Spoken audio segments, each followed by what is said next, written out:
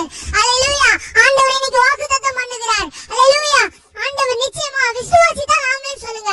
ஆண்டவர் நிச்சயமா அற்புதம் செய்வார். 10ஆம் வசனத்தை மீண்டும் வாசிப்போம்.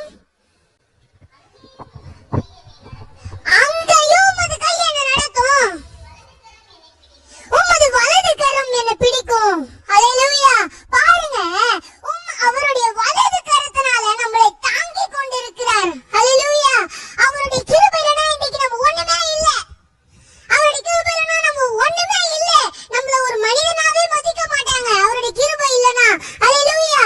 நீங்க பாருங்க, அவருடைய கிருபை இருக்கிறதுனால நம்ம இன்னைக்கு நிறுத்துறோம். நான் எங்கே போனாலும் அங்கேயும் உமது கரம் என்ன நடத்தும்பா. இந்த வீடியோ பிடிச்சிருந்தா மறக்காம சப்ஸ்கிரைப் பண்ணுங்க மக்களே.